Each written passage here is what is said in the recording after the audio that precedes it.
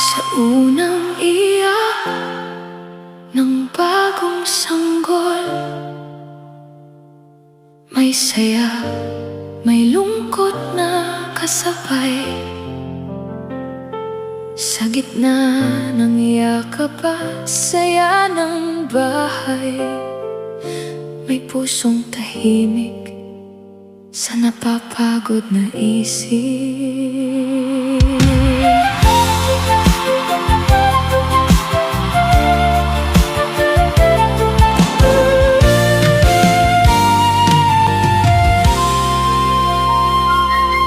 Pagod ang katawan, isip ay magulo. Ngiti sa labi, pero hirap ang totoo. May takot na hindi niya maipaliwanag. Sa dami ng iniisip, siya'y nalilito. Araw ay dumadaan, pero siya'y naiwan sa bigat ng dibdib na walang dahilan. Gusto niyang lumaban, gusto niyang kayanin, pero bakit ang hirap kahit pilitin? Akala mo'y pagod lang, lilipas din, pero may sakit palang hindi nakikita ng paningin. Postpartum depression ang tahimik na kalaban sa puso't isipan, siya'y nilalabanan. Tahimik na sigaw, sino ang makakarinig?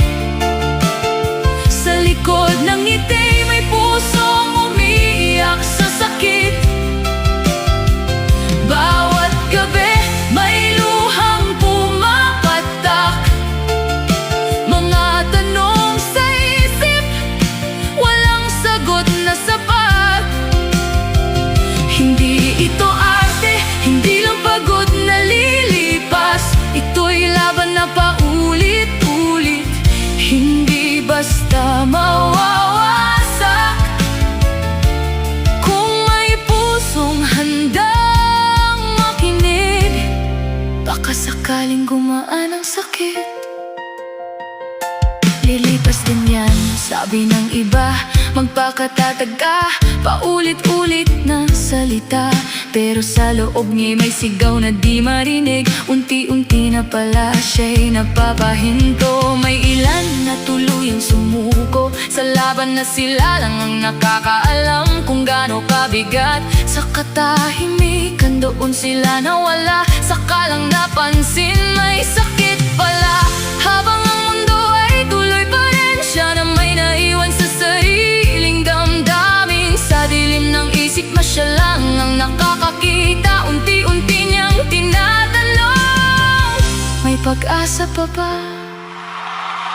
Kung may kasama kang ganito, siya'y alagaan, unawain at mahalin pa rin. Hindi sapat ang kaya mo yan na salita lang, kundi yakap, presensya,